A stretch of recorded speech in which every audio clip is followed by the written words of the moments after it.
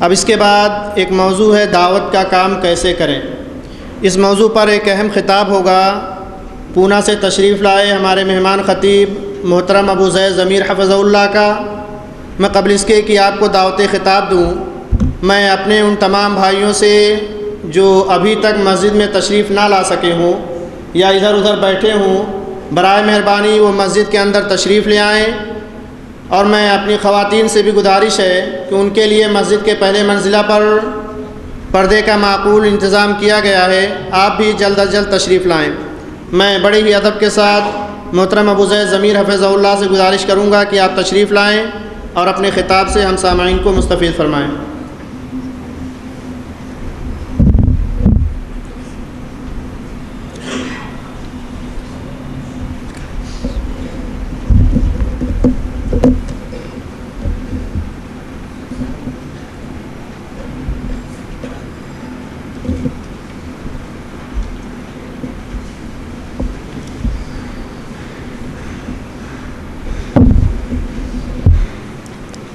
ان الحمد لله نحمده ونستعينه ونستغفره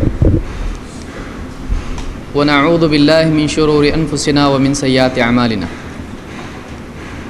من يهده الله فلا مضل له ومن يضلل فلا هادي له واشهد ان لا اله الا الله وحده لا شريك له واشهد ان محمدا عبده ورسوله اما بعد فان خير الحديث كتاب الله وخير الهدي هدي محمد صلى الله عليه وسلم وشر الأمور محدثاتها وكل محدثة بدعة وكل بدعة ضلالة وكل ضلالة في النار۔ قال سبحانه وتعالى كنتم خير أمة أخرجت للناس تأمرون بالمعروف وتنهون عن المنكر وتؤمنون بالله۔ میرے محترم بھائیوں اور میری محترم ماں اور بہنوں، ایک بہت ہی اہم موضوع ہے جس سے متعلق آج اس مجلس میں ہم کو غور کرنا ہے۔ انسانیت کا بگاڑ، انسانیت کی ناکامی اور انسانیت کی بربادی اس میں ہے کہ وہ علم کی بجائے جہالت پر اپنی زندگی گزارے اور اللہ کی مرضیات کی بجائے اپنی خواہشات کی اتباع میں اپنے آپ کو لگا دیں۔ زمین میں جتنا بگاڑ ہم کو دکھائی دیتا ہے، اس بگاڑ کی اصل دو چیزوں کی وجہ سے ہے۔ ایک یہ کہ ایک انسان علم کی بجائے جہالت کو اپنا رہنما بنائے، وہ ایسے علم کی اتباع کی بجائے جو اللہ کی طرف سے آیا ہے، اپنی عقل، اپنی سوچ اور سماج میں چلنے والی چیزیں اور بہت ساری خرافات جو لوگوں میں عام ہیں، ان خرافات پر اپنی زندگی گزارے۔ وہ جہالت کو اپنے لیے کافی سمجھ لے اور علم کی ترقی یا علم کی طلب میں کوشش نہ کرے، وہ اپنے آپ کو جہالت کی تابع کر دے۔ دوسری برائی اور دوسری وجہ یہ ہے کہ ایک انسان اپنے آپ کو اللہ تعالیٰ کی شریعت کے تابع کرنے کی بجائے اپنے نفس کی خواہشات کے تابع کر دے، جو جی میں آئے کرنے لگے، اپنے لیے کوئی حد مقرر نہ کرے، اپنی پسند کو ہی، اپنی چاہت کو ہی اپنے لیے رہنما بنا لے۔ یہ دو برائیاں ہیں جن کی وجہ سے انسانی زندگی میں سارے عالم میں بگاڑ آتا ہے۔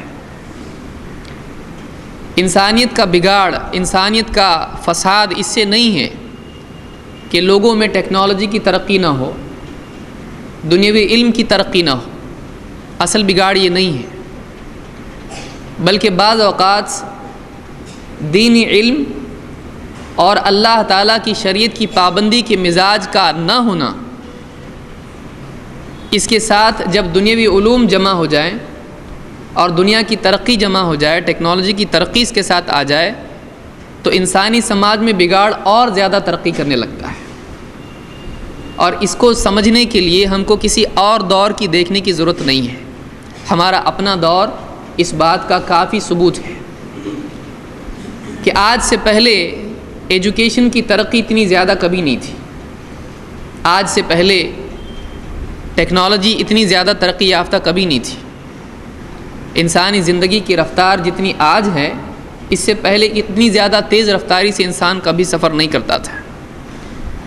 لیکن جتنا آج ترقی یافتہ زمانہ ہو چکا ہے اور جتنی انسان کی دنیاوی ترقی تیز رفتار ہو چکی ہے، اس سے زیادہ انسان کا اخلاقی انحطاط، اخلاقی بگاڑ اور انسان کا نیچے گرنا، اس کا تنزل اور زیادہ بڑھتا چلا جا رہا ہے. آج سے پہلے جتنے اخلاق والے لوگ تھے وہ لوگ خود اس بات کے گواہ ہیں، ان کو خود اس بات کا احساس ہے کہ ہمارا پچھلا زمانہ، ہمارا پچھلا دور زیادہ اچھا تھا. دنیاوی ترقی نہیں تھی لیکن انسانی اخلاق اچھے تھے. لیکن آج دنیا کی ترقی بڑھ گئی ہے، ایجوکیشن بڑھ گیا ہے اور دنیا اعتبار سے ٹیکنالوجی بہتر ہو گئی ہے، لیکن اس ٹیکنالوجی کو استعمال کرنے والا، اس ایجوکیشن کو لینے اور دینے والا انسان بد سے بدتر ہو چکا ہے. وجہ کیا ہے؟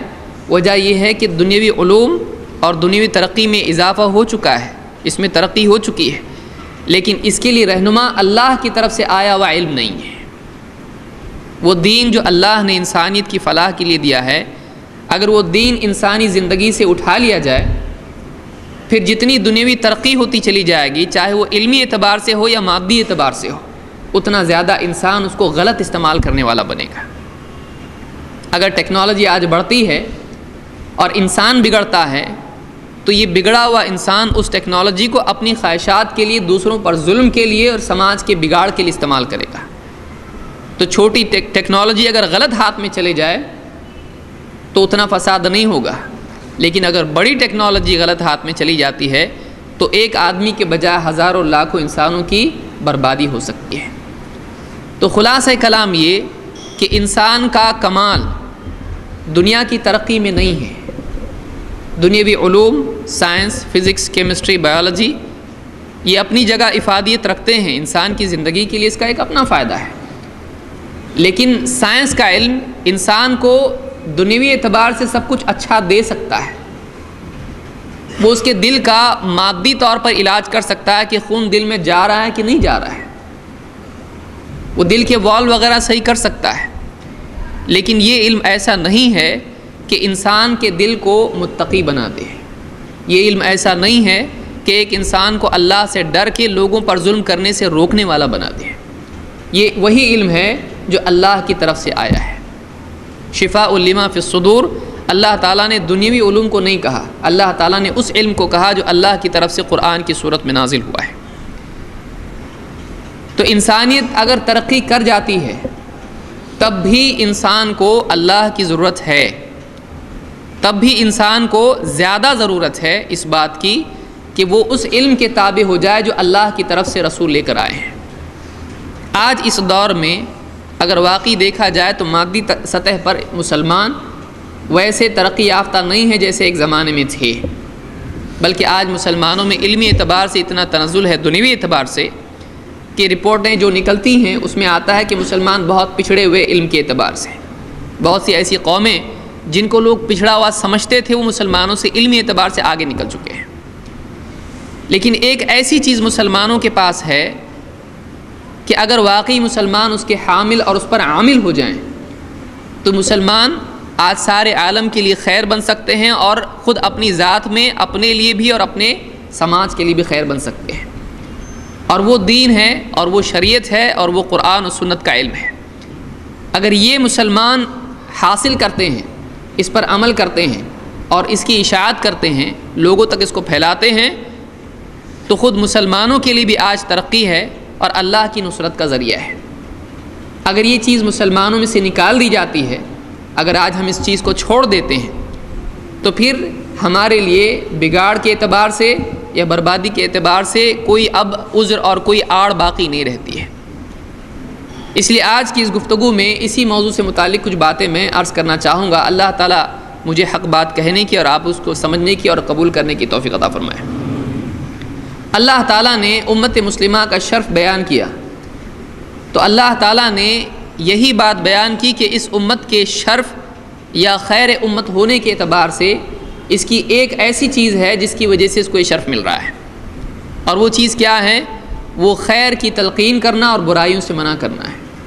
اللہ تعالیٰ نے فرمایا کنتم خیر امۃ اخرجت للناس، تم بہترین امت ہو جسے لوگوں کے لیے منتخب کیا گیا ہے، لوگوں کے لیے اسے نکالا گیا ہے، چنا گیا ہے۔ تأمرون بالمعروف وتنہون عن المنکر، تم لوگوں کو بھلائی کی تلقین کرتے ہو، بھلائی کی تاکید کرتے ہو اور برائیوں سے منع کرتے ہو۔ وتؤمنون باللہ، اور تم اللہ پر ایمان رکھتے ہو۔ یہاں پر اللہ تعالیٰ نے اس امت کی تعریف اور شرف بیان کرتے ہوئے یہ بات بیان کی کہ خیر امت ہونے کا سبب اس امت کی وہ ذمہ داری ہے جو عالم کے لیے بہت ضروری ہے، دنیا کے فلاح کے لیے، دنیا کی معاشرے کی اور سماج کی خیر کے لیے ضروری ہے۔ سماج چاہے کتنا بھی دنیا اعتبار سے ترقی کرتا رہے، لیکن سماج میں اگر اسلام نہیں ہے، اللہ نے جس چیز کو بھلائی بتایا اگر وہ بھلائی نہیں ہے، جس چیز سے اللہ نے منع کیا اگر سماج اس سے نہیں رکتا ہے، تو سماج چاہے دنیا اعتبار سے جتنی بھی ترقی کر لے بگڑا ہوا ہوگا۔ مسلمانوں کی ذمہ داری یہ نہیں ہے، اللہ نے یہ ذمہ داری نہیں دی کہ مسلمانوں کو سائنس میں ترقی کرنا ہے، مسلمانوں کو دنیاوی علوم میں ترقی کرنا ہے۔ یہ ایک اپنی جگہ مفید چیز ہے، لیکن اصل بگاڑ کی اصلاح کی ذمہ داری مسلمانوں پہ ڈالی گئی ہے۔ وہ یہ ذمہ داری ہے کہ خیر کی تلقین کریں، بھلائی کی تاکید کریں اور برائی سے منع کریں۔ اگر یہ ذمہ داری مسلمان ادا کرتا ہے تو وہ خیر امت میں سے ہونے کا استحقاق پیدا کرتا ہے، اور اگر وہ ایسا نہیں کرتا ہے تو وہ اس بات کا حق کھو دیتا ہے کہ اس کو خیر امت میں سے شمار کیا جائے۔ اور اللہ نے آخر میں کہا کہ وَتُؤْمِنُونَ بِاللَّهِ، تم اللہ پر ایمان رکھتے ہو۔ کوئی مانے یا نہ مانے، ایمان والے مسلمان اللہ پر ایمان رکھتے ہیں۔ انکار کرنے والوں کا انکار ان کے ایمان میں خلل پیدا نہیں کرتا ہے۔ اسی طرح سے ان کے پاس اسباب اور وسائل ہوں یا نہ ہوں، ان کا اعتماد افراد کی قوت، افراد کی کثرت، وسائل کی کثرت پر نہیں ہے، بلکہ ایمان والوں کا، مسلمانوں کا، اس امت کا اعتماد اللہ کی ذات پر ہے کہ چاہے دنیوی اعتبار سے ہم کتنے ہی پچھڑے ہوئے کیوں نہ ہوں، دنیوی ترقی کے اعتبار سے ہمارے پاس وسائل ہو یا نہ ہو، اس دعوتی ذمہ داری کی ادا کرنے کے لیے صرف اللہ پر اعتماد کافی ہے۔ اللہ کے نبی صلی اللہ علیہ وسلم نے مکہ میں دعوت شروع کی، آپ کے ساتھ کوئی نہیں تھا، آپ کے پاس مادی وسائل نہیں تھے، آپ امی تھے، آپ اکیلے انسان تھے۔ اللہ تعالیٰ کی نصرت، اللہ پر اعتماد، اللہ پر بھروسے کے ساتھ آپ نے دعوت شروع کی، اور اللہ تعالیٰ نے آپ کی مدد کی، اور ایک دور سے دوسرا دور دیکھتے ہوئے آخری دور غلبے کا اور تمکین کا اللہ تعالیٰ نے آپ کو عطا فرمایا ہے۔ تو وَتُؤْمِنُونَ بِاللَّهِ، اس امت کے لیے بھی یہی بات ہے کہ ہمارے پاس آج ٹیکنالوجی اگر ہو یا نہ ہو، دنیا علوم ہو یا نہ ہو، دنیا اعتبار سے ہمارے پاس حکومت ہو یا نہ ہو، ہمارے لیے کوئی مسئلہ نہیں ہے۔ اگر مسلمان واقعی دعوتی ذمہ داری ادا کرتا ہے تو یہی وہ چابی ہے، یہی وہ ذریعہ ہے جس کے ذریعے سے باقی ساری چیزیں مسلمانوں کو حاصل ہو سکتی ہیں۔ تو یہ اگر ذمہ داری ہم ادا کرتے ہیں تو ہماری فلاح اور ہماری کامیابی کی ضمانت اس میں ہے۔ اگر یہ ذمہ داری ادا نہیں ہوتی ہے تو پھر مادی اعتبار سے، دنیا اعتبار سے بھی تمکین نہیں ملے گی، اور اللہ کی طرف سے نصرت بھی نہیں ہوگی۔ آئیے دیکھتے ہیں اس سلسلے میں اور کیا باتیں قرآن سنت میں ہیں۔ اللہ تعالیٰ نے قرآن کریم میں فرمایا وَمَنْ أَحْسَنُ قَوْلًا مِّمَّنْ دَعَا إِلَى اللَّهِ وَعَمِلَ صَالِحًا وَقَالَ إِنَّنِي مِنَ الْمُسْلِمِينَ، اور اس سے بہتر کس کی بات ہوگی جو اللہ کی طرف بلائے اور خود بھی نیک عمل کرے اور کہے کہ میں مسلمانوں میں سے ہوں، کہے کہ میں فرما برداروں میں سے ہوں۔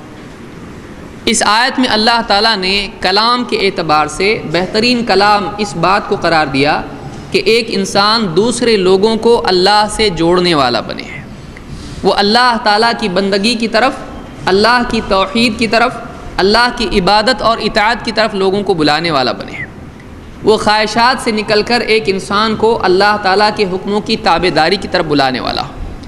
اگر ایک انسان اپنے دن بھر میں ایسا کلام کرتا ہے جس سے وہ دوسروں کو اللہ کی طرف بلائے، اللہ کی بندگی کی طرف، توحید کی طرف، شریعت کی طرف، طاعت کی طرف، تابع داری کی طرف بلائے، تو ایسے انسان کا کلام بہترین کلام ہے۔ اللہ تعالیٰ نے ایسے انسان کی تعریف کی اور کہا اس سے بہتر کس کی بات ہو سکتی ہے۔ آج آدمی دنیا اعتبار سے بہت ساری باتیں کرتا ہے، تجارت کی بات کرتا ہے، سیاست کی باتیں کرتا ہے، بہت ساری خرافات انسان کی زبان سے نکلتی ہیں، صبح ہوتی شام ہوتی انسان کا دن ختم ہو جاتا ہے۔ آدمی کو اندازہ کرنا چاہیے کہ دن بھر میں اس کا کتنا کلام ہے جو اللہ تعالیٰ کے دین کی تبلیغ و اشاعت میں صرف ہوا ہے۔ باہر کی بات بہت دور کی بات ہے، آج ہم اپنے گھروں کا جائزہ لیں، ایک مسلمان آج اتنا زیادہ بزی ہو چکا ہے کہ اس کے پاس اپنے گھر والوں کی اصلاح کے لیے بھی وقت نہیں مل پاتا ہے، بلکہ بعض علاقوں میں اتنے زیادہ مصروف لوگ ہوتے ہیں کہ بعض اوقات بیٹا باپ سے ایک ایک دو دو تین تین بلکہ ہفتہ تک دنوں تک مل نہیں پاتا ہے۔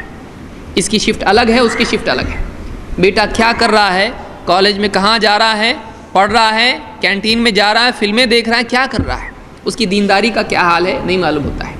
بیٹی ایجوکیشن میں کہاں جا رہی ہے، اس کی دینداری کا کیا حال ہے، قرآن و سنت کا علم اس کے پاس ہے یا نہیں ہے، حجاب کا کیا معاملہ ہے، دینداری کیا ہے، نمازوں کا کیا حال ہے۔ آدمی کے پاس اتنا وقت نہیں ہوتا ہے، باہر وہ دنیا بھر کی باتیں کر لیتا ہے لیکن گھر والوں کے لیے وقت نہیں نکال پاتا ہے کہ واقعی ان لوگوں کی دینی تربیت کر پائے۔ بہترین کلام وہ ہے انسان کے کلام میں سے جو ایک دوسرے انسان کو اللہ تعالیٰ سے جوڑنے والا بنے، اللہ کی طرف، اللہ کی عبادت کی طرف بلانے والا۔ یہاں ایک غلط فہمی کا ازالہ بھی میں کرنا چاہوں گا۔ اس دور میں جہاں غیر مسلموں میں دعوت کا مزاج بڑھ رہا ہے اور ایک بہت اچھی چیز ہے جو ایک ذمہ داری اس کو ادا کرنا چاہیے، وہیں بعض ذہنوں میں یہ بات بھی آنی شروع ہوتی ہے کہ مسلمانوں کی طرف مسلمانوں کو دعوت دینا یا مسلمانوں کی اصلاح کرنا ایک سیکنڈری کام ہے، اور اس بارے میں بہت سارے لوگ کوتاہی کرنے لگ جاتے ہیں، بلکہ بعض اوقات ان کے ذہنوں میں یہ بات بن جاتی ہے، بیٹھ جاتی ہے کہ غیر مسلموں کو اسلام کی دعوت دینا یہ اصل کام ہے، یہ اصلی کام ہے، اور مسلمانوں کی اصلاح کرنا یہ ایک دوسرا چھوٹا اور نقلی کام ہے، اتنا اہم نہیں ہے۔ اور بعض اوقات ایک عجیب اصطلاح اس کے لیے گھڑی جاتی ہے، بعض لوگوں کے ذہن میں آتا ہے کہ غیر مسلموں کو دعوت دینا ہی دعوت ہے، مسلمانوں کے لیے دعوت کا لفظ ہی استعمال کرنا صحیح نہیں ہے، اور اس کے لیے بہت سارے مفروضات اور بہت ساری اصطلاحات لوگ بیان کرتے ہیں، تعریفیں بیان کرتے ہیں دنیوی اعتبار سے۔ اس بات کو اچھی طرح یاد رکھیں کہ جہاں غیر مسلموں کو دین کی طرف بلانا ضروری ہے وہیں مسلمانوں کو بھی اللہ کے دین کی طرف بلانا ضروری ہے، اور دعوت کا اطلاق دونوں چیزوں پر ہوتا ہے۔ یہ ذہن بعض اوقات مسلمانوں کے بارے میں غفلت تک لے جاتا ہے۔ ہم یہ نہیں کہتے ہیں کہ غیر مسلموں کو دین کی دعوت نہیں دینا چاہیے، تو بہت اہم کام ہے، باصلاحیت افراد علم کے ساتھ میں لوگوں کو دعوت دیں، لیکن اس کا یہ مطلب نہیں ہے کہ بعض افراد اگر مسلمانوں میں دعوتی کوشش کرتے ہیں تو اس کو چھوٹا کام اور کمتر کام یا غیر ضروری کام کہا جائے۔ بعض اوقات یہ ذہنوں میں آتا ہے کہ ان کو کب تک سمجھائیں گے، کب سدھریں گے، غیر مسلموں کو دعوت دو۔ یہ بہت ناسمجھی کی بات ہے اور یہ علم کی کمی کی وجہ سے ہے۔ دعوت کا لفظ مسلمانوں کے لیے بھی استعمال ہوتا ہے۔ مثال کے طور پر آپ دیکھیں، اللہ کے نبی صلی اللہ علیہ وسلم کے دور میں جب مدینہ میں مسلمان گئے تو مسلمانوں کو نماز کے لیے بلانے کے لیے آپس میں مشورہ ہوا کہ کیسے مسلمانوں کو بلایا کیسے جائے۔ بعض لوگوں نے کچھ رائے پیش کی، کسی نے کچھ رائے پیش کی۔ خواب میں عبداللہ ابن زید رضی اللہ تعالیٰ کے خواب میں آیا کہ اذان کے الفاظ اس طرح سے کہنے چاہیے، اللہ اکبر الی آخرہ، اور اللہ کے نبی صلی اللہ علیہ وسلم کے سامنے انہوں نے اپنا خواب پیش کیا۔ تو مقصود یہ ہے کہ اذان مسلمانوں کو نماز کے لیے بلانے کے لیے تھی۔ آپ دیکھیں اذان کے بعد جو ہم دعا پڑھتے ہیں اس کے الفاظ کیا ہیں؟ اللہم رب هذه الدعوۃ التامہ، اے اللہ اس کامل دعوت کے رب۔ یہاں پر اذان کو کامل دعوت کہا گیا ہے، اور آپ دیکھیں اذان کی تاریخ حدیث کی کتابوں میں، سنن ابی داؤد دیکھیں یا بخاری وغیرہ کی روایت دیکھیں، اس میں آپ کو ملے گا اذان کا جو سبب تھا وہ یہی تھا کہ مسلمانوں کو نماز کے لیے کیسے بلایا جائے۔ معلوم ہوا کہ مسلمانوں کو نماز کے لیے بلانا بھی دعوت ہے، ایک دینی عمل کے لیے مسلمان کو عمل کی طرف بلانا بھی دعوت میں شمار ہوتا ہے۔ اس لیے غیر مسلموں کو دین کی طرف بلانا بھی دعوت ہے اور مسلمانوں کو دین کی طرف بلانا بھی دعوت ہے۔ جہاں تک کہ میرا علم ہے، یہ اصطلاح کا فرق کرنا کہ غیر مسلموں کے لیے دعوت ہے اور مسلمانوں کے لیے اصلاح ہے، ان کے لیے دعوت لفظ استعمال نہیں کر سکتے ہیں، ایک ایسی اصطلاح ہے جو سلف میں استعمال نہیں ہوتی تھی۔ مسلمانوں کے لیے بھی دعوت کا لفظ استعمال ہو سکتا ہے۔ مثال کے طور پر آپ دیکھیں قیس ابن ابی حازم، یہ تابعین میں سے ہیں، بلکہ امام الذہبی نے کہا ہے کہ اپنی کتاب تاریخ الاسلام میں کہ اللہ کے نبی صلی اللہ علیہ وسلم حیات تھے تو یہ آپ سے بیعت کرنے کے لیے اپنے علاقے سے نکلے، لیکن راستے ہی میں اللہ کے نبی صلی اللہ علیہ وسلم کی وفات ہو گئی اور یہ بھی راستے میں تھے۔ اپنی کتاب میزان میں کہتے ہیں، میزان الاعتدال میں، کاد ان یکون صحابیا، کہ وہ صحابی ہوتے ہوتے رہ گئے اور اکابر صحابہ سے انہوں نے علم حاصل کیا ہے۔ اس آیت کی تفسیر میں ومن احسن قولا ممن دعا الی اللہ، اس سے بہتر کس کی بات ہوگی جو اللہ کی طرف دعوت دے۔ دعوت کا لفظ یہاں پر ہے، اللہ کی طرف دعوت دے۔ کہتے ہیں اس سے مراد کیا ہے؟ کہتے ہیں ومن احسن قولا ممن دعا الی اللہ المؤذن وعمل صالحا قال الصلاۃ ما بین الاذان الی الاقامہ۔ کہتے ہیں یہاں پر کیا مراد ہے کہ جو آدمی اللہ کی طرف بلائے اس سے بہتر بات کس کی ہوگی؟ کہتے ہیں اس سے مراد مؤذن ہے، جو لوگوں کو نماز کی طرف بلاتا ہے۔ یہاں تخصیص نہیں ہے مؤذن کی، یہاں بطور تمثیل اس کو ذکر کیا گیا ہے کہ اس سے مراد مؤذن بھی ہے۔ اسی لیے ابن کثیر رحمۃ اللہ علیہ فرماتے ہیں اپنی تفسیر میں، اس میں ہر وہ آدمی داخل ہے جو اللہ کی طرف، اللہ کی عبادت کی طرف، توحید و اطاعت اور جو بھی چیزیں ہیں دین کی، اس کی طرف بلاتا ہے۔ تو اس بات کو یاد رکھیں، بعض اوقات بعض نوجوان دعوتی شوق کی وجہ سے بعض غلطیوں میں، غلط فہمیوں میں مبتلا ہو جاتے ہیں، اور وہ مسلمان بھائیوں کی طرف دھیان دینے کی بجائے دوسری طرف گیتا، رامائن، مہابھارت، بائبل وغیرہ پڑھنے میں لگ جاتے ہیں، اور ان کے پاس قرآن و سنت کا علم نہیں ہوتا ہے۔ سلف میں اس چیز کا معمول نہیں تھا۔ بعض لوگ اس کے لیے ابن تیمیہ رحمۃ اللہ علیہ یا ابن القیم کی مثال دیتے ہیں، یا بعض دوسروں کی مثال دیتے ہیں، پہلے آدمی ابن تیمیہ بنے، اس کے بعد بائبل وغیرہ کا مطالعہ کرے۔ ایک آدمی کے پاس قرآن و سنت کا علم نہ ہو اور وہ اس طرح کی چیزوں کا مطالعہ کرے اور اسی کی دعوت دینا شروع کرے، اسلام کو محض ان چیزوں سے ثابت کرے، یہ طریقہ اللہ کے نبی صلی اللہ علیہ وسلم کا نہیں تھا۔ آپ دیکھیں اس زمانے میں تورات تھی، اللہ کے رسول صلی اللہ علیہ وسلم کے پاس چاہے مشرک آئے یا یہودی آئے یا نصرانی آئے، یا آپ ان سے خود بات کریں، آپ ان کی کتابوں کا حوالہ دے کے ان کو بات نہیں کرتے تھے، آپ قرآن ان کو پڑھ کر سناتے تھے۔ آپ نے صحابہ کو بھی بھیجا، صحابہ بھی آپ سے قرآن کا جتنا حصہ پڑھ کے سن کے گئے ہیں، صحابہ وہی حصہ ان کو سناتے تھے۔ کبھی مجبوری سے ضرورت پڑ گئی، اگر لوگ انکار کرنے لگ جائیں اہل کتاب میں سے کہ ایسا کہاں ہے، تو مجبوری میں ان کو بتانا پڑتا تھا کہ دیکھو جو ہمارے یہاں پر حکم ہے وہ تمہاری بھی کتاب میں ہے۔ تو بطور مجبوری ہے، دعوت کا مستقل طریقہ وہ نہیں ہے۔ دعوت کا مستقل طریقہ کیا ہے؟ دعوت کا مستقل طریقہ یہ ہے کہ وجاہدہم بہ جہادا کبیرا، ان کو یعنی اس قرآن کے ذریعے سے دعوت دی جائے، اس سنت کی تبلیغ کی جائے۔ تو یہ طریقہ ہمارا ہے، اس کو بھی یاد رکھیں۔ تو دو باتیں یاد رکھیں کہ مسلمانوں کو دین کی طرف بلانا بھی دعوت میں شمار ہوتا ہے، حتیٰ کہ مؤذن کا اذان دینا، جس کو عام طور سے لوگ اہمیت نہیں دیتے ہیں، وہ بھی دعوت میں آتا ہے۔ نماز جیسے عمل کے لیے دعوت دینا بھی دعوت ہوتا ہے۔ دوسرے یہ کہ یہاں پر دعوت کا جو طریقہ ہے وہ یہی کہ اللہ کی طرف بلایا جائے اور قرآن و سنت کے ذریعے سے بلایا جائے، اور قرآن و سنت کا علم حاصل کرنے کے بعد آدمی دوسری چیزوں کی طرف متوجہ ہو۔ جس کے پاس قرآن و سنت کا علم نہ ہو وہ دوسری دینوں کی کتابیں پڑھ کے دعوت دے، یہ طریقہ ہمارے سلف کا نہیں ہے، اور علماء نے اس کی حوصلہ افزائی نہیں کی، اس کو بھی یاد رکھیں۔ بہت سارے لوگوں کو استنجا کے مسائل معلوم نہیں ہوتے ہیں، لیکن ان کو آپ پوچھیں تو بائبل کی آپ کو بتائیں گے کون سے پیج پہ کیا لکھا ہوا ہے، اور ان کو قرآن صحیح پڑھنا نہیں آتا ہے، ان کو دین کی بنیادی باتیں معلوم نہیں ہوتی ہیں۔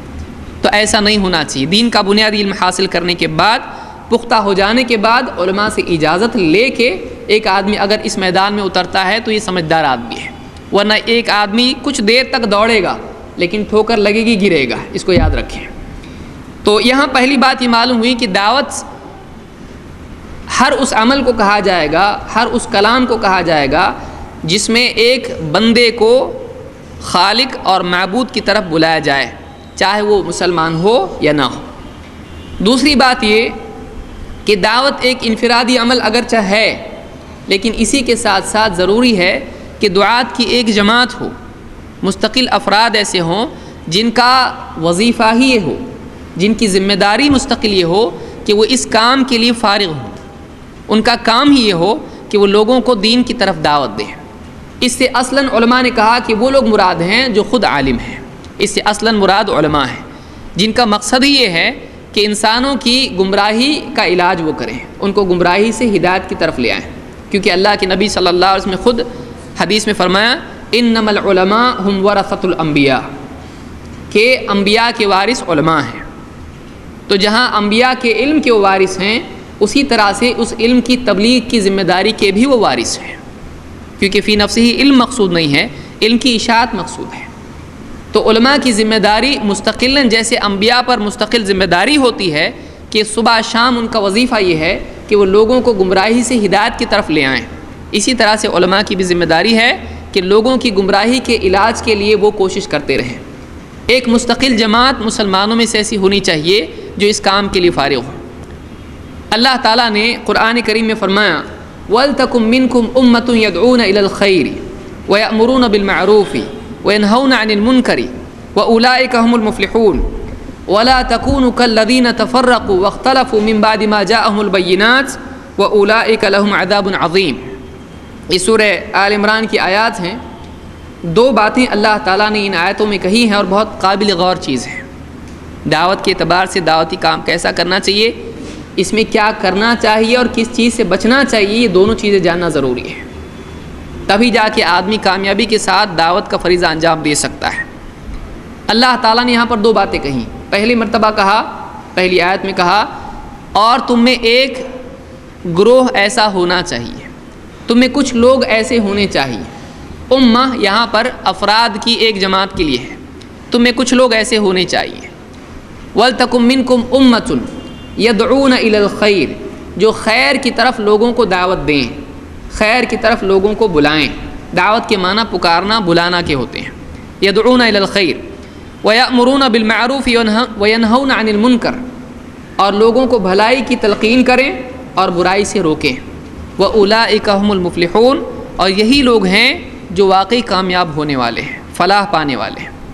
اس آیت میں اللہ تعالیٰ نے فلاح کو ان لوگوں سے جوڑا جو لوگوں کو خیر کی طرف دعوت دیں اور لوگوں کو خیر کی بھلائی کی تلقین کریں، برائی سے منع کریں۔ لیکن آپ اگر غور کریں تو اس کے بعد آنے والی آیت میں ایک اور بات بیان کی گئی ہے۔ اللہ نے فرمایا وَلَا تَكُونُوا كَالَّذِينَ تَفَرَّقُوا وَاخْتَلَفُوا مِن بَعْدِ مَا جَاءَهُمُ الْبَيِّنَاتُ، اور ان لوگوں کی طرح نہ ہو جانا جو آپس میں تفرقے بازی میں پڑ گئے اور انہوں نے آپس میں اختلاف کیا۔ من بعد ما جاءهم البینات، جب کہ ان کے پاس واضح دلیلیں آ چکی تھیں۔ وَأُولَٰئِكَ لَهُمْ عَذَابٌ عَظِيمٌ، اور یہ وہ لوگ ہیں جن کے لیے ایک سنگین عذاب ہے، بڑا بھیانک عذاب ہے۔ ان دو آیتوں میں اگر آپ دیکھیں کہ ایک کے بعد ایک دوسری آیت کیوں ہے، پہلی آیت میں دعوتی ذمہ داری کا تذکرہ ہے اور دوسری آیت میں اللہ تعالیٰ نے باہم اختلاف اور تفرقے بازی سے منع کیا ہے۔ اگر آپ حدیثوں کا مطالعہ کریں تو اس آیت کی عملی تفسیر آپ کو اللہ کے نبی صلی اللہ علیہ وسلم کی تلقین میں ملے گی۔ بخاری اور مسلم کی حدیث میں اللہ کے نبی صلی اللہ علیہ وسلم کے بارے میں ابو موسیٰ اشعری رضی اللہ عنہ فرماتے ہیں کہ جب معاذ بن جبل اور ابو موسیٰ اشعری رضی اللہ تعالیٰ عنہ کو اللہ کے نبی صلی اللہ علیہ وسلم نے یمن بھیجا تو آپ نے ان کو تلقین کی، آپ نے ان کو دعوت کی تلقین کی اور آپ نے کہا یسرا ولا تعسرا وبشرا ولا تنفرا وتطاوعا ولا تختلفا۔ آپ نے کہا دعوت دینا ہے تم کو، جا کر لوگوں کو دین سکھانا ہے، دین کی طرف بلانا ہے، تو کیا کرو گے؟ یسرا ولا تعسرا، لوگوں کے لیے آسانی پیدا کرو، ان کے لیے مشکلیں پیدا نہ کرو۔ دین میں آنا، دین کو سیکھنا، دین کو سمجھنا، دین کو قبول کرنا ان کے لیے آسان بناؤ۔ دین کے سلسلے میں ان کے لیے پیچیدگیاں پیدا مت کرو، ان کے لیے مشکلات پیدا نہ کرو، رکاوٹیں پیدا مت کرو، دین کو آسان بنا کے پیش کرو۔ اور دو، وبشرا ولا تنفرا، لوگوں کو خوشخبری دو، لوگوں کو رغبت دلاؤ دین کی۔ ولا تنفرا، ان کو دین سے متنفر مت کرو، ایسے انداز میں دین کی بات مت کرو کہ وہ دین سے اور دور ہو جائیں تمہاری بد اخلاقی کی وجہ سے۔ ایسے الفاظ اور ایسی باتیں ان کے سامنے مت رکھو جن کے سننے کے بعد وہ امید کے بجائے نا امیدی میں مبتلا ہو جائیں۔ ان کو جہنم کی باتیں سنا کر ان کو نا امیدی دلانا کہ تمہاری مغفرت نہیں ہو سکتی، تم تو اب گمراہ ہو چکے ہو، تم گناہ گار ہو، اس طرح کی باتیں نہیں۔ وبشرا ولا تنفرا، ان کو رغبت دلاؤ کہ ان کے لیے کیا اللہ کے دین میں خیر ہے، کیا ان کے لیے بھلائی ہے، بتاؤ ان کو، دین میں آنا ان کے لیے رغبت والا بناؤ۔ وبشرا ولا تنفرا، ان کو نفرت مت دلاؤ۔ ان کو بے رغبت مت کرو، دین کے سلسلے میں ان کو دین سے اور دور مت کرو۔ اور آخری چیز آپ نے بیان کی، آپ نے فرمایا وَتَطَاوَعَا وَلَا تَخْتَلِفَا، آپس میں باہم ایک دوسرے کا تعاون کرو، آپس میں اختلاف مت کرو۔ آیت کو اگر آپ دیکھیں اور اس آیت کے بعد اس حدیث کو آپ دیکھیں تو ایک بہت اہم بات ہمارے سامنے آتی ہے، وہ یہ کہ دعوت کو اور دعوت کے مشن کو سب سے زیادہ نقصان باہر سے نہیں ہوتا ہے، اس کو اندر سے سب سے زیادہ نقصان ہوتا ہے۔ کہ جب دعوت دینے والے افراد ایک مقصد کے لیے جمع ہوں اور حق کی تلقین، حق کی دعوت، حق کی تبلیغ، حق کی اشاعت کے لیے جب ایک ساتھ اکٹھے ہوں تو شیطان ہمیشہ اس بات کی کوشش کرتا ہے کہ ان کا مقصد کس طرح سے فیل کیا جائے، آپس میں بدگمانیاں پیدا کر کے، آپس میں چھوٹی چھوٹی باتوں سے ایک دوسرے میں رنجش پیدا کر کے، آپس میں ایک دوسرے کو لڑا کے وہ آپس میں ان کو ٹکڑے ٹکڑے اور ایک دوسرے سے دور کر دیتا ہے تاکہ مل کے دعوتی کام نہ کر سکیں۔ اسی لیے آپ دیکھیں قرآن میں اللہ تعالیٰ نے جہاں پر اجتماعی طور پر متحد ہو کر مسلمانوں کو دعوت دینے کی تلقین کی ہے، وہیں اللہ تعالیٰ نے مسلمانوں کو آپس میں اختلاف سے منع کیا ہے۔ دعوت کو اختلاف سے بہت بڑا نقصان ہوتا ہے، کسی عہدے کے نہ ملنے کی وجہ سے، یا آپس میں کسی دنیوی اختلاف کی وجہ سے، یا کسی کی کوئی عادت پسند نہ ہونے کی وجہ سے، یا کسی کا کوئی اور مسئلہ ہونے کی وجہ سے بعض اوقات چھوٹی چھوٹی بات ہوتی ہے، آپس میں دائی ایک دوسرے سے الگ ہو جاتے ہیں، آپس میں ایک دوسرے کے خلاف محاذ کھڑا کر لیتے ہیں، آپس میں ایک دوسرے کے دشمن ہو جاتے ہیں۔ بستیوں میں دعوت اسی سے برباد ہوتی ہے۔ دو مسلمان کھڑے ہو کے دعوت دینے لگتے ہیں، دو اہل حدیث دعوت دینے شروع کرتے ہیں، پھر بعد میں اچانک دونوں میں جھگڑا ہو جاتا ہے، پھر یہ اپنی ایک الگ جماعت بناتا ہے، وہ اپنی الگ جماعت بنا لیتا ہے۔ یہ چیز ہماری دعوت کے لیے بہت نقصان دہ ہوتی ہے۔ مرکزیت کا قائم رکھنا، اتحاد کا قائم رکھنا، یہ دعوت کی حیات اور استمرار کے لیے ضروری ہے، یہ دعوت کے کامیاب ہونے کے لیے لازمی شرط ہے۔ یہی وجہ ہے کہ قرآن میں بھی اللہ تعالیٰ نے دعوتی ذمہ داری کا تذکرہ کرنے کے بعد آپسی اختلاف سے منع کیا ہے، دعوت دینے والوں کے لیے فلاح کا تذکرہ کیا اور آپس میں اختلاف کرنے والوں کے لیے عذاب کی دھمکی بھی دی۔ اللہ کے نبی صلی اللہ علیہ وسلم نے بھی دعوت کی تلقین کرنے کے بعد، دعوت کا انداز سکھانے کے بعد دوسروں کے لیے کیا کرنا ہے اور آپس میں کیا کرنا ہے، دونوں باتیں بتائی۔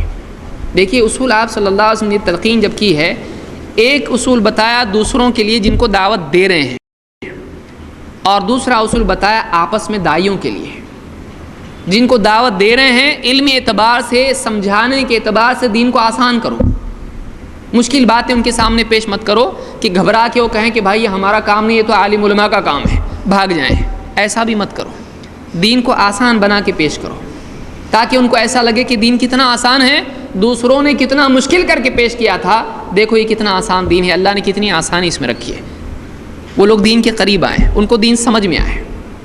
اور دو، اپنے اخلاق کے ذریعے سے ان کے ساتھ ایسا سلوک کرو کہ تمہارے سلوک کے ذریعے سے وہ مشکلات اٹھا کر بھی دین پر چلنے والے بنے۔ اگر ہماری بد اخلاقی سے اگر کوئی دین سے دور ہو جاتا ہے اور ہماری دعوت سے دور ہو جاتا ہے تو یہ دعوت کے لیے تو نقصان ہے ہی ہے، اس میں بڑا نقصان ہمارا ہے، کیونکہ اس کے نہ آنے کا گناہ ہم پر ہوگا، کیونکہ سبب ہم بنے ہیں۔ اس لیے بہت سارے ہمارے افراد بد اخلاقی کے ساتھ دعوت دیتے ہیں، سمجھداری کے ساتھ دعوت نہیں دیتے ہیں۔ یہی وجہ ہے کہ بہت سارے لوگ اہل حدیث کو برا کہتے ہیں، کس کی وجہ سے؟ کسی ایک آدمی کی وجہ سے۔ وہ یہ سمجھتے ہیں کہ ہر آدمی جو اہل حدیث کر رہا ہے وہ سارے اہل حدیث کرتے ہیں، بلکہ ان کے علماء بھی یہ سکھاتے ہیں، بلکہ ان کا طریقہ یہ ہے۔ ایسا نہیں ہونا چاہیے، بلکہ اخلاق دعوت کے پھیلنے کی لازمی ضمانت ہے۔ ہمارے اخلاق ایسے ہوں کہ ہم موافقین کے ساتھ ساتھ مخالفین سے بھی اچھا سلوک برتے ہیں، جہاں کہیں سختی کی ضرورت ہو وہاں ایک اپنی جگہ ہے اس کی، وہ اہل علم کی ماتحتی میں اس کو معلوم کیا جا سکتا ہے کہ کہاں کون سا قدم اٹھانا ہے۔ لیکن عام قاعدہ یہ ہے کہ مخالفین کے لیے اخلاق کے ذریعے سے ان کے دلوں کی زمین کو نرم کیا جائے اور پھر دعوت کا علمی بیج اس زمین میں بویا جائے۔ جب تک آپ زمین میں حل نہیں چلائیں گے، زمین کو نرم نہیں کریں گے، آپ اس میں بیج نہیں ڈال سکتے۔ اخلاق کے ذریعے سے ایک آدمی کے تعصب کو، اس کے غصے کو، اس کی نفرت کو اس کی ہماری دشمنی کو نرم کیا جاتا ہے، ختم کیا جاتا ہے اخلاق کے ذریعے سے۔ جب وہ نرم ہو گیا تو اب اس کے بعد وہ ہماری بات کو ٹھنڈے ذہن سے سننے کی پوزیشن میں ہوتا ہے۔ لیکن اگر وہ کہیں اور سے اس کو بھڑکا کے بھیجا گیا ہے، اب ہم نے بھی اس کے ساتھ سختی برتی اور بے احتیاطی سے بات کی، الٹی سیدھی کچھ بھی بول دیا، تم تو گمراہ ہو، تم تو جہنمی ہو، آ جاؤ جنت کی کشتی میں بیٹھو، اگر ایسی بات اس کے ساتھ میں کی تو وہ فوراً سمجھ لیتا ہے کہ ہاں جو باتیں بتائی گئی تھی وہ بالکل میں نے اپنی آنکھوں سے دیکھا اور اپنے کانوں سے سنا، وہ آدمی بھاگ جاتا ہے، کبھی نہیں آتا ہے۔ تو یہاں دو باتیں یاد رکھیں، ایک تیسیر اور تبشیر کا پہلو اختیار کریں، دعوت کو آسان الفاظ میں بیان کریں، آسان طریقے سے سمجھائیں۔ دو، لوگوں کو رغبت دلائیں، ایسا اخلاق ان کے ساتھ برتیں کہ وہ لوگ آنے والے بنے، بھاگنے والے نہ بنے۔ ایک آدمی اچھے اخلاق سے دشمن کو دوست بنا سکتا ہے اور برے اخلاق سے دوست کو دشمن بناتا ہے۔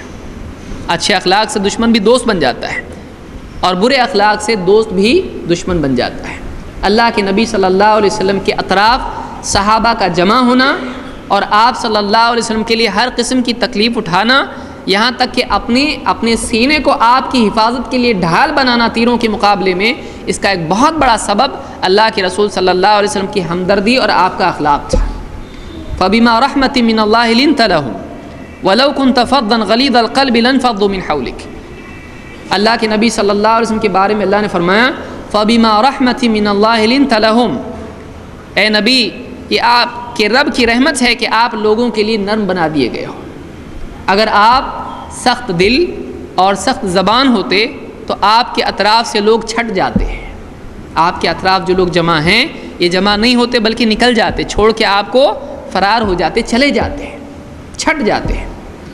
فاعف عنہم واستغفر لہم، آپ ان کو معاف کرتے رہیں۔ لوگوں کی آپ کے پاس کوئی آئے گا بد اخلاقی سے پیش آئے گا، اپنا ہو پرایا ہو، آپ اس کو اگر برداشت کر کے چلیں اور اس کی ہدایت پر دھیان دیں کہ اس کو ہدایت مل جائے، اگر آپ اخلاق کے ساتھ پیش آ جائیں، جب اس کو سمجھ میں آ جائے گا وہ اور زیادہ محبت آپ سے کرے گا کہ میری اتنی بد اخلاقی کے باوجود انہوں نے مجھ کو نبھایا ہے، انہوں نے مجھ کو برداشت کر کے مجھ کو سکھایا، مجھ کو دین دیا، ورنہ اگر ایسا ہی مر جاتا تو میں گمراہ ہو جاتا۔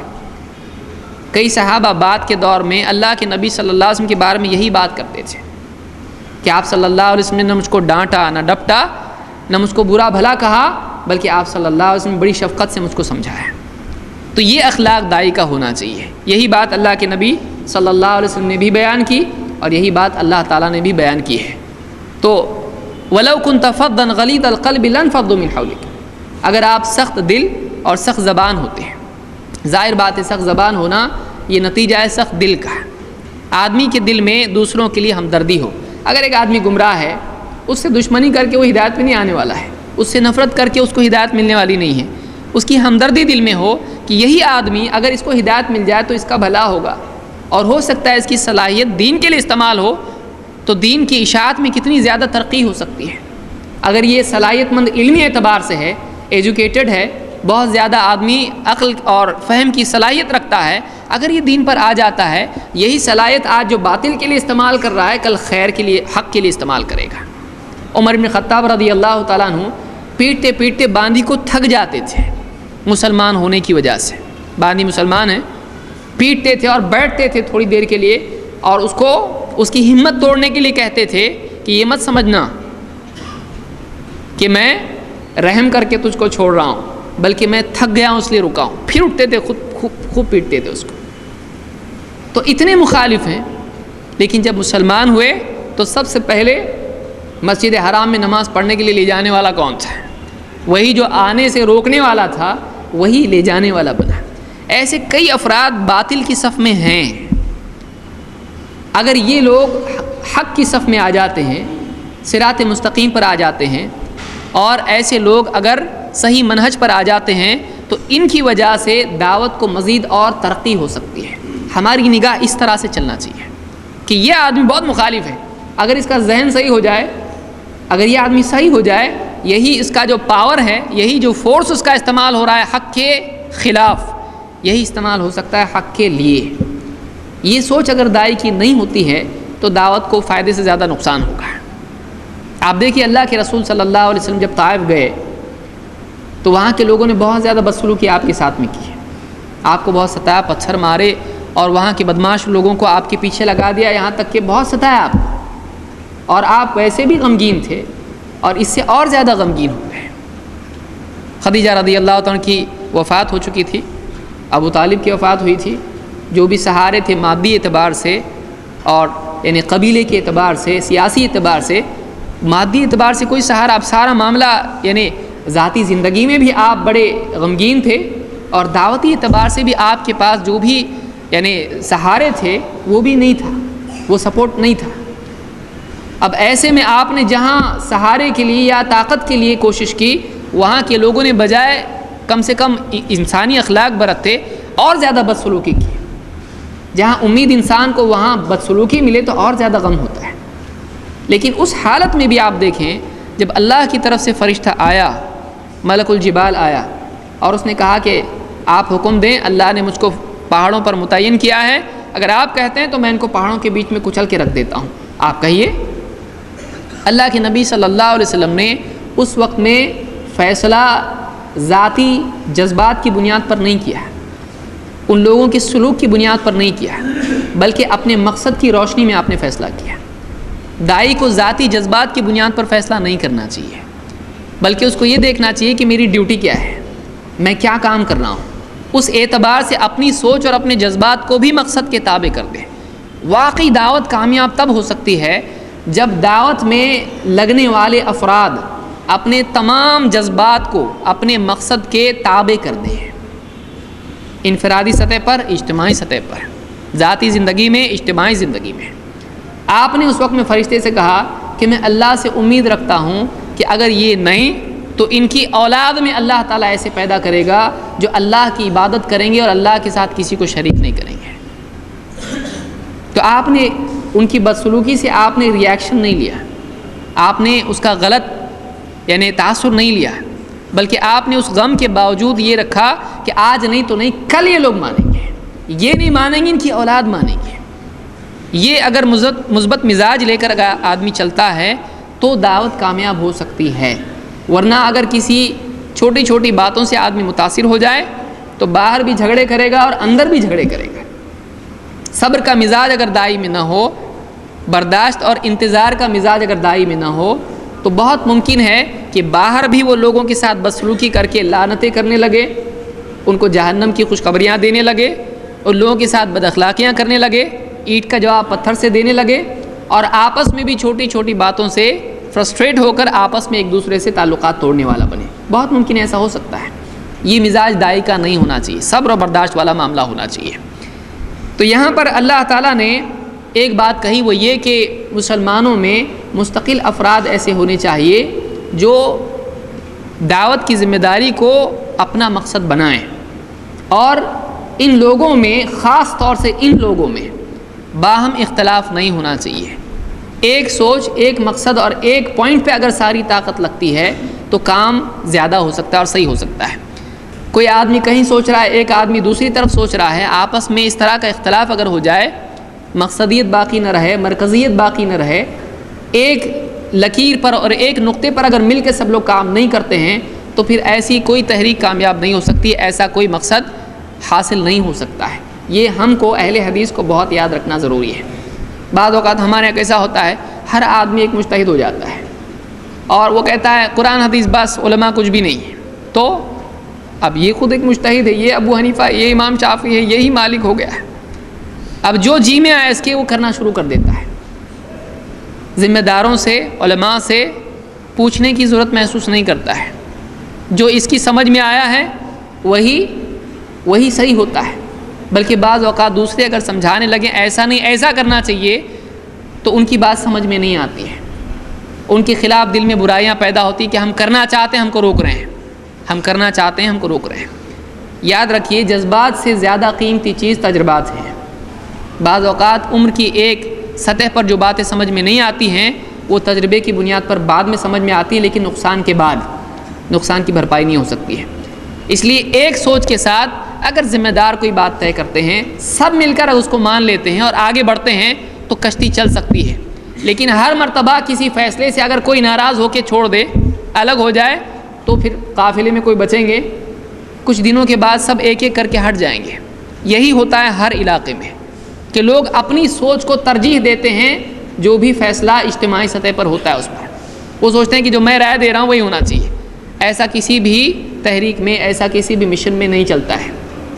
کبھی ایسا ہوتا ہے کہ میں نے یہ چاہا لیکن ایسا نہیں ہو سکتا ہے۔ اپنی رائے کو قربان کرنے کے لیے جو آدمی تیار نہ ہو، اس کو دعوتی میدان میں اجتماعی سطح پر اترنے کی بھی ضرورت نہیں ہے۔ ایسا آدمی فائدے کی بجائے نقصان پیدا کرتا ہے۔ یہ بات بہت اچھی طرح سے ذہنوں میں رکھیں۔ تو اجتماعیت ہونا، آپ نے پورا خطاب اس پر سنا کہ اجتماعیت ہونا بہت ضروری ہے۔ دعوتی ذمہ داری کے لیے اجتماعیت ہونا بہت ضروری ہے، اور ذمہ داروں اور سرپرستوں کے ماتحت ہو کر چلنا ضروری ہے۔ یہ نہیں کہ اپنے اپنے طور پر جو ہے الگ الگ اجتماعیتیں قائم کرے، ضمنی اجتماعیتیں، یہ نہیں ہونا چاہیے۔ اسی طرح سے دعوت کس چیز کی دیں؟ تو دعوت ہم کو دینا ہے قرآن اور سنت کی۔ اس کی کیا فضیلت ہے؟ اللہ کے نبی صلی اللہ علیہ وسلم فرماتے ہیں ان افضلکم من تعلم القرآن وعلمکم، ان افضلکم من تعلم القرآن وعلمہ، تم میں سب سے افضل ترین آدمی وہ ہے، سب سے افضل شخص وہ ہے، سب سے زیادہ فضیلت والا انسان وہ ہے جو قرآن کو سیکھے اور اس کو سکھائے، قرآنی علوم حاصل کرے اور ان علوم کی اشاعت کرے۔ قرآن کے الفاظ اگر سیکھتا ہے، تجوید سیکھتا ہے اور سکھاتا ہے، یہ بھی اس میں آتا ہے۔ قرآن کی تفسیر سیکھتا ہے، قرآن کی معنی سیکھتا ہے اور لوگوں کو سکھاتا ہے، وہ بھی اس میں آتا ہے۔ تو اس اعتبار سے قرآن کے الفاظ ہوں یا اس کی معنی ہوں، ان دونوں چیزوں کا حاصل کرنا اور اس کو دوسروں میں عام کرنا، اللہ کے نبی صلی اللہ علیہ وسلم نے سب سے زیادہ افضل انسان اس انسان کو قرار دیا ہے۔ تو پہلا کام یہ ہے دعوتی میدان میں کہ ہم قرآن کے علوم کو اپنی دعوت کے لیے اساس بنائیں۔ یہ اصل العلوم ہے، سارے علوم کی جڑ قرآن ہے، اور اللہ کے نبی صلی اللہ علیہ وسلم نے دعوت و استدلال کے لیے قرآن ہی اختیار کیا تھا۔ اس کو امام البخاری نے روایت کیا ہے۔ اسی طرح سے حدیث کی اشاعت کرنے سے بھی اللہ کے نبی صلی اللہ علیہ وسلم نے حدیث کو پھیلانے والوں کے لیے بھی خاص دعا دی ہے۔ آپ نے فرمایا نضر اللہ امرأ سمع منا حدیثا وحفظہ حتی یبلغہ غیرہ، اللہ تعالیٰ سرسبز و شاداب رکھے، خوش رکھے اس انسان کو، حشاش بشاش رکھے اس انسان کو جو ہم سے کوئی بات سنے، کوئی حدیث سنے اور اس کو محفوظ رکھے یہاں تک کہ دوسروں تک پہنچا دے۔ کیوں؟ اس لیے کہ آپ نے فرمایا فرب حامل فقہ الی من هو افقہ منہ، کیونکہ بہت سارے حکمت کی، فقہ کی بات کو لے جانے والے اس کو ایسے لوگوں تک پہنچا دیتے ہیں جو ان سے زیادہ گہری سمجھ رکھنے والے ہوتے ہیں۔ اور رب حامل فقہ لیس بفقیہ، اور بہت سارے حکمت کی اور فقہ کی بات کو لے جانے والے خود زیادہ گہری سمجھ رکھنے والے نہیں ہوتے ہیں۔ دیکھیے آج ہمارے پاس کوئی دین کی بات ہے، اگر ہم اپنے پاس روک کے رکھیں گے اور لوگوں تک نہیں پہنچائیں گے تو بہت سارے ایسے لوگ معاشرے میں ہیں جو دین سے دور ہیں، وہ دنیوی اعتبار سے بہت صلاحیت مند ہیں، اگر واقعی وہ دین پر آ جائیں تو ان کی علمی، ذہنی، فکری صلاحیتیں اگر دین کے لیے استعمال ہوں تو یہ لوگ ہم سے زیادہ بہتر طور پر لوگوں کو دین کی طرف بلا سکتے ہیں، ہم سے زیادہ دین کو گہرے طور پر سمجھ سکتے ہیں، ہم سے بہتر لوگوں میں دعوت اور تبلیغ کر سکتے ہیں۔ ایسے کئی لوگ ہیں۔ ایک عام آدمی جو زیادہ پڑھا لکھا نہیں ہوتا ہے، کسی طرح بہانہ بن کے کسی کو کسی دینی مجلس میں لے آئے، کوئی موٹی موٹی بات اس کو بیان کر دے اللہ اس کے رسول کی، اور کسی سمجھدار انسان کو دینی مجلس میں لے آئے، پھر اس مجلس میں وہ آدمی بات سنے، اس کے دل میں وہ بات آ جائے، پھر وہ دھیرے دھیرے علم حاصل کرنے والا بنے، اور پھر واقعی وہ آدمی حق پر آ جائے اور پھر خود ذمہ داری کو نبھائے، تو سب کا ثواب اس کو ملے گا۔ الدال علی الخیر کفاعلہ، اللہ کے نبی صلی اللہ علیہ وسلم فرماتے ہیں خیر کی طرف رہبری کرنے والا ایسا ہے گویا کہ خود عمل کر رہا ہو، اس پر عمل کرنے والے کی طرح ہے، اس کو ثواب اس کی طرح ملے گا۔ تو ہم کو چاہیے کہ ہم اللہ کے نبی صلی اللہ علیہ وسلم کی جو حدیثیں سنتے ہیں ان حدیثوں کی اشاعت کریں، اپنی طرف سے کچھ بات کہنے کی بجائے قرآن و سنت کی باتیں سیکھے، علماء سے اس کو سمجھے اور دوسروں تک وہی الفاظ اور وہی تشریح یا فہم پہنچائے۔ یہ آدمی کے لیے بہت زیادہ ہو گیا ہے، اور زیادہ کچھ کرنے کی ضرورت اس کو نہیں ہے۔ تو قرآن کا علم اور سنت کا علم، ان دونوں چیزوں کی یعنی ہم کو اشاعت اور تبلیغ کرنا ہے۔ اس حدیث کو امام ترمذی نے روایت کیا ہے۔ اس بات کا احساس اللہ کے نبی صلی اللہ علیہ وسلم کو اتنا زیادہ تھا اور اللہ کی طرف سے آپ کو خود تنبیہ تھی۔ یہ ایسا کام نہیں ہے دعوت و تبلیغ کا کہ ایک آدمی اس کو کیا تو بہت اچھا، نہیں کیا تو کوئی بات نہیں۔ خاص طور سے اہل علم اور دین میں سمجھ رکھنے والے افراد، یہ ایک بہت بڑی ذمہ داری ہے۔ اللہ تعالیٰ نے اپنے رسول صلی اللہ علیہ وسلم کو بھی اس ذمہ داری کے سلسلے میں تنبیہ کی ہے، اور آپ صلی اللہ علیہ وسلم کو بھی اس کا بہت احساس تھا، اور آپ کے بعد صحابہ کو بھی اس کا بہت احساس تھا۔ اللہ کے رسول صلی اللہ علیہ وسلم سے اللہ نے قرآن کریم میں فرمایا، یا ایھا الرسول بلغ ما انزل الیک من ربک، اے رسول آپ کے رب کی طرف سے آپ کے پاس جو کچھ نازل ہوا ہے آپ اس کو پہنچا دیجئے۔ وَإِن لَّمْ تَفْعَلْ فَمَا بَلَّغْتَ رِسَالَتَهُ، اگر آپ نے ایسا نہیں کیا تو آپ نے رسالت کا حق ادا نہیں کیا، آپ نے رسالت کا حق ادا نہیں کیا۔ اگر آپ نے تبلیغ نہیں کی، آپ نے پوری بات جو اللہ کی طرف سے آئی نہیں پہنچائی، تو آپ نے رسالت کا حق ادا نہیں کیا۔ یہی احساس اور اس بات کا احساس اللہ کے نبی صلی اللہ علیہ وسلم کو اتنا تھا کہ آخر میں جب آپ حجۃ الوداع کے وقت میں تھے اور صحابہ کی ایک بڑی یعنی تعداد جمع تھی اس حج میں، اس وقت اللہ کے نبی صلی اللہ علیہ وسلم نے صحابہ سے پوچھا کہ تم سے میرے بارے میں پوچھا جائے گا تو تم کیا کہو گے؟ صحابہ نے کہا اللہ کے رسول ہم کہیں گے، ہم گواہ ہیں اس بات کے کہ آپ نے پہنچا دیا، ادیت و نصحت، آپ نے امت کی خیرخواہی کی، انسانیت کی خیرخواہی کی، بھلا چاہا سب کا، اور آپ نے امانت جو اللہ کی طرف سے آپ کے پاس دی گئی تھی اس کو ادا کر دیا۔ آپ نے آسمان کی طرف انگلی سے اشارہ کیا اور کہا اللہم اشہد، اللہم اشہد، اے اللہ تو گواہ رہنا، تو گواہ رہنا، میں نے پہنچا دیا۔ آپ کو اس بات کا احساس تھا ایک امانت ہے، اس امانت کو اللہ کے بندوں تک پہنچانا ہے۔ اگر یہ ذمہ داری پوری نہیں ہوتی ہے تو آدمی کی ذمہ داری پر حرف آتا ہے۔ اللہ کے رسول صلی اللہ علیہ وسلم کو اللہ نے تنبیہ کی، جن کے بارے میں خود اللہ تعالیٰ نے فرمایا وَدَاعِيًا إِلَى اللَّهِ بِإِذْنِهِ، اللہ نے خود آپ کو داعی کا لقب دیا ہے۔ اللہ نے خود تنبیہ کی وَإِن لَّمْ تَفْعَلْ فَمَا بَلَّغْتَ رِسَالَتَهُ، اگر آپ نے ایسا نہیں کیا تو آپ نے رسالت کا حق ادا نہیں کیا۔ یہ یہود کی صفت تھی کہ ان کے پاس اللہ کے رسول صلی اللہ علیہ وسلم کی صفات تھی کہ جن کے جاننے کے بعد لوگ واقعی حق قبول کرنے والے ہوتے، لیکن انہوں نے وہ باتیں چھپا دی۔ کئی احکام جو ان کی خواہشات کے خلاف تھے انہوں نے اس کو چھپا دیا۔ اللہ تعالیٰ نے ایسے لوگوں پر قرآن میں لعنت کی ہے جو علم کو روک کے رکھتے ہیں۔ اللہ تعالیٰ نے قرآن کریم میں فرمایا ان الذین یکتمون ما انزلنا من البینات والہدی من بعد ما بیناہ للناس فی الکتاب اولئک یلعنہم اللہ ویلعنہم اللاعنون الا الذین تابوا واصلحوا وبینوا فاولئک اتوب علیہم وانا التواب الرحیم۔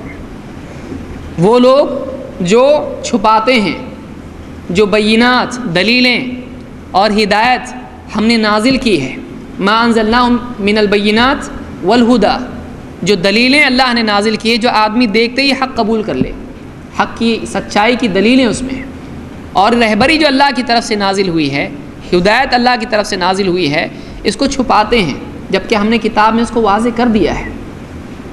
اللہ تعالیٰ نے فرمایا کہ ایسے لوگ ہیں اولئک یلعنہم اللہ ویلعنہم اللاعنون، یہ وہ لوگ ہیں جن پر اللہ کی طرف سے لعنت ہے اور تمام لعنت کرنے والے ان پر لعنت کرتے ہیں۔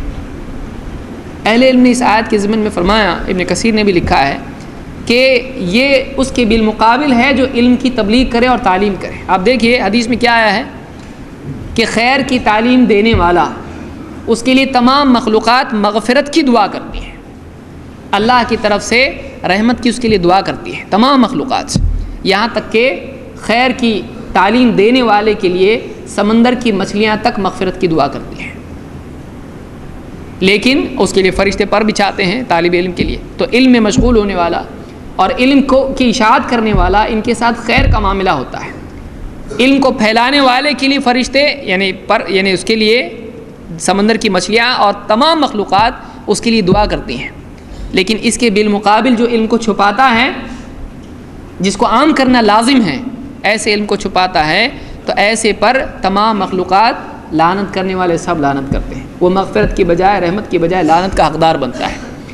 لیکن اللہ نے فرمایا الا الذین تابوا واصلحوا وبینوا، ہاں لیکن وہ لوگ جو توبہ کر لیں، اپنی اس برائی سے رجوع کر لیں، اس عمل کو چھوڑ دیں، واصلحوا اپنی اصلاح کر لیں، وبینوا اور جس کو چھپایا تھا اس کو بیان کر دیں، فاولئک اتوب علیہم، تو یہ لوگ ہیں کہ جن کی توبہ میں قبول کروں گا۔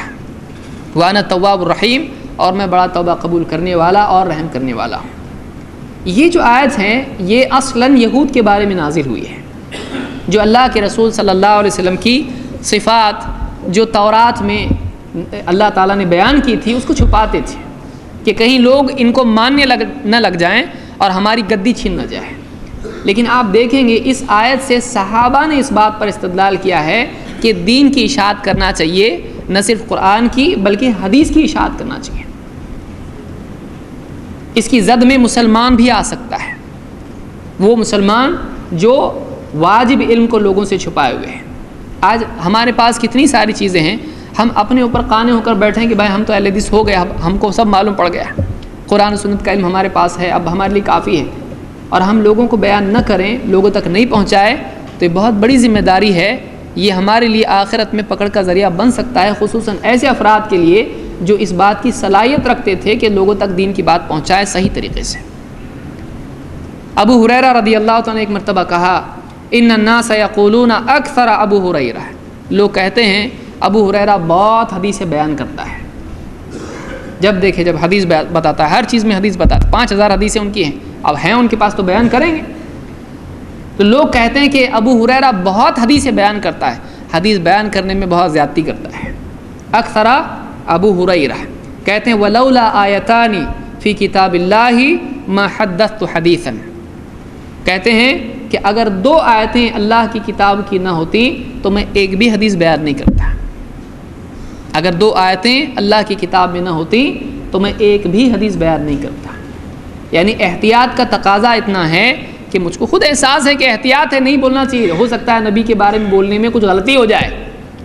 ان پر احتیاط کا مزاج غالب تھا، اس احتیاط کو جانتے تھے کہ من کذب علی متعمدا فلیتبوأ مقعدہ من النار، جو جانتے بوجھتے مجھ پر جھوٹ باندھے وہ اپنا ٹھکانہ جہنم میں بنا لے، ان کو معلوم تھا یہ، لیکن اس احتیاط کے مزاج کے باوجود مجبور تھے کہ بیان کریں۔ کیوں؟ کیونکہ قرآن میں اللہ نے بیان کیا ہے کہ اللہ کی طرف سے نازل شدہ علم کو چھپانے والوں پر اللہ کی لعنت ہے اور لعنت کرنے والوں کی لعنت ہے۔ حالانکہ اللہ کے رسول صلی اللہ علیہ وسلم کی حدیثیں قرآن نہیں ہیں، لیکن دیکھیے صحابی نے استدلال کیا حدیثوں کی تبلیغ اور اشاعت کے لیے کس چیز سے؟ اس آیت سے جس میں اللہ کی طرف سے نازل کیے ہوئے علم کے بارے میں آیت ہے۔ یہ صحابہ کا فہم ہے کہ اس سے نہ صرف قرآن کے علوم کی اشاعت لازم آتی ہے بلکہ اللہ کے نبی صلی اللہ علیہ وسلم کی حدیثوں کی اشاعت بھی امت پر لازم ہوتی ہے۔ اسی لیے کہا کہ اگر 2 آیتیں نہیں ہوتی تو میں کبھی بیان نہیں کرتا۔ تو اس سے یہ بات معلوم ہوئی کہ، اور ایسا ایک صحابی نہیں ہے، کئی صحابہ سے ملتا ہے۔ معاذ بن جبل رضی اللہ عنہ سے ایک حدیث اللہ کے نبی صلی اللہ علیہ وسلم نے بیان کی کہ جو لا الہ الا اللہ محمد رسول اللہ کی گواہی دے گا سچے دل سے تو ایسا آدمی جہنم اللہ اس پر حرام کر دیتا ہے۔ بخاری وغیرہ میں روایت موجود ہے، مسلم میں ہے، مختلف طرق سے حدیث آئی ہے، مختلف الفاظ کے ساتھ آئی ہے۔ اللہ کے نبی صلی اللہ علیہ وسلم جب حدیث بیان کی تو کہا کہ اللہ کے رسول کیا میں لوگوں سے حدیث نہ بیان کروں؟ صحابہ کا مزاج یہ تھا کہ کوئی خیر کی بات ایسی نہ ہو جو بیان نہ کی جائے۔ آپ نے کہا کہ نہیں، اذن یتکلوا، آپ نے کہا تم اگر یہ بات لوگوں کو بیان کرو گے تو وہ اسی پر تکیہ کر لیں گے۔ یعنی یہ دور مجاہدے کا ہے، اس وقت میں بہت زیادہ ضرورت ہے، نوافل کا اہتمام کی ضرورت ہے، لوگوں کی اصلاح کے لیے بہت عمل کی ضرورت ہے۔ اگر یہ بتا دو گے لوگ اسی پر ٹیک لگا لیں گے۔ تو آپ نے ان کو بیان کرنے سے اس مصلحت کے تحت منع کر دیا ہے۔ زندگی بھر وہ حدیث اپنے پاس رکھے رہے، لیکن امانت کا احساس اتنا تھا کہ اپنی وفات کے وقت انہوں نے اس کو بیان کیا۔ اسی لیے امام احمد وغیرہ نے روایت نقل کی ہے کہ معاذ بن جبل رضی اللہ تعالیٰ نے علم کے چھپانے کے گناہ کے ڈر کی وجہ سے اپنی موت کے وقت یہ حدیث بیان کی کہ یہ حدیث میرے ساتھ نہ چلی جائے، کہیں ایسا نہ ہو کہ کوئی بات میرے ساتھ چلی جائے اور امت کو نہ ملے۔ اتنا احساس آپ دیکھیں اگر ہمارے اندر پیدا ہو جائے، آج کتنی حدیثیں ہمارے پاس ہیں اور کتنی دنیا بھر کے لوگ ہیں جو گمراہیوں میں مبتلا ہیں، عقیدے کی خرابیاں ہیں، عبادات میں کتنی ساری خرافات ہیں، سماجی معاملات کے اندر زندگی کے تمام اصول و آداب کے اعتبار سے بنیادی چیزوں میں اتنی ساری خرافات مسلمانوں میں خود ہیں۔ ان کی اصلاح کرتے کرتے، ان کو دین کی طرف بلاتے بلاتے زندگی کٹ جائے گی۔ اگر ہم بیٹھے رہیں یہ سمجھ کے کہ بھائی میں تو اہل حدیث ہو گیا، اب فرقہ ناجیہ میں میرا نمبر لگ گیا، اگر ہم یہ سوچ کے بیٹھ جائیں اگر تو آپ بتائیں ان لوگوں کو کون بلائے گا؟ ان کی طرف کون؟ ابھی غیر مسلم تو ابھی بہت باقی ہیں. تو یہ کس کی ذمہ داری ہے؟ یہ ہماری ذمہ داری ہے. ہم کو اس ذمہ داری کو اٹھانے کے لیے اپنے آپ کو باصلاحیت بنانا پڑے گا. آدمی کو سعودی جانا ہے، یہاں پہ عربی سیکھ لیتا ہے، بہت ساری چیزیں سیکھ لیتا ہے. 20 سال 25 سال ہم اب بچوں کو کالجوں میں پڑھاتے ہیں، اس کے بعد جاب ڈھونڈنے کے لیے ایک عمر چلی جاتی ہے. آپ سوچیں کہ دین کے لیے دینی مجلسوں میں جانا، دینی علوم حاصل کرنا، علماء سے ربط رکھنا، کتابوں کا پڑھنا، دروس کا سننا، اور اپنے آپ کو اس لائق بنانا کہ اس فریضے کو جو انسانیت کی فلاح کے لیے ہے، اس فریضے کو ہم ادا کریں. اگر یہ جذبہ ہمارے اندر پیدا نہیں ہوتا ہے تو اپنے دل کا جائزہ لینے کی ضرورت ہے کہ واقعی اس میں دینی غیرت موجود ہے کہ نہیں ہے. اللہ تعالیٰ اس بات کی ہم کو سمجھ عطا فرمائیں، اور مل جل کر اتحاد کے ساتھ علماء کی رہبری میں اور اچھے اخلاق کے ساتھ اور بصیرت کے ساتھ، حکمت کے ساتھ، لوگوں کی خیرخواہی کے جذبے کے ساتھ ہم کو لوگوں کو دین کی طرف بلانے کی اللہ تعالیٰ توفیق عطا فرمائے. اقول قولی ھذا واستغفر اللہ لی ولکم.